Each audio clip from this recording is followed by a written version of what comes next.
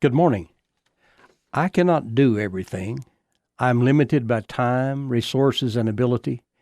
The will to do is often frustrated by a formidable challenge which looms like a behemoth in my path. Therefore, some things are never attempted. They simply lie beyond the range of any conceivable possibility. However, some things I can do. I have the time, the resources, the ability. There are obstacles, but they're not insurmountable.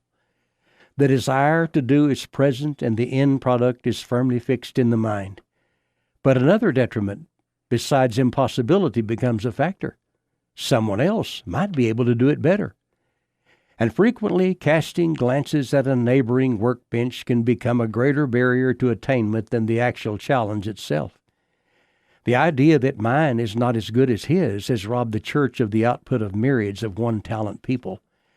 But it is so foolish to assume, since I'm unable to be the best, give the most, climb the highest, sing the loudest, or have my influence reach the farthest, that I should simply sit on my hands and do nothing at all.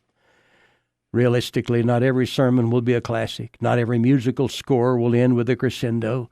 Not every prayer will be dynamic.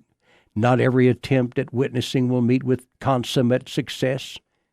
In fact, one may invest a lifetime in pulpit ministry and never preach a masterpiece.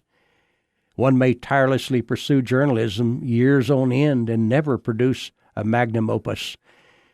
And one might labor with undying loyalty and unceasing diligence in a worthy crusade and go to the grave without having seen any significant advancement of that cause.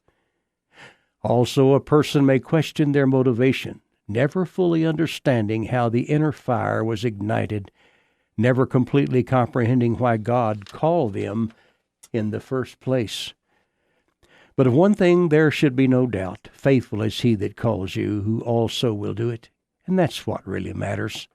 And shouldn't that be the bottom line? Not the masterpiece, the paragon of accomplishment, the time-honored classic attained by a stroke of genius, but the call. What sobering reality that Almighty God would lay his hand on someone's shoulder, anyone's shoulder, and say, "I have something I want you to do for me." Quite frankly, others could do it better, but I want you to do it. You're my choice. Will you do it?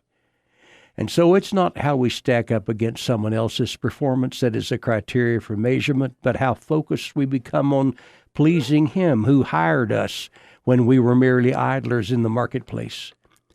Once a servant of God zeroes in on this concept, comparisons will cease, contrast will find closure, and self-condemnation will be held in abeyance.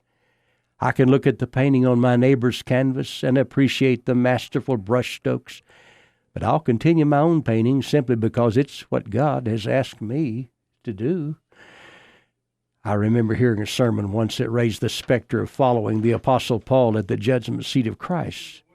I recall thinking how awful would be the prospects of having to listen to the accomplishments of such a man of renown being read, knowing that my name would be called next. But with the passing of years, I've come to realize that God didn't ask me to be Paul. He simply asked me to be me. And on that final day, if I can just hear him say, "Well done, good and faithful servant," that will be sufficient. In fact, I can think of nothing else that would ever compare. I'm Larry Hatfield. Good day.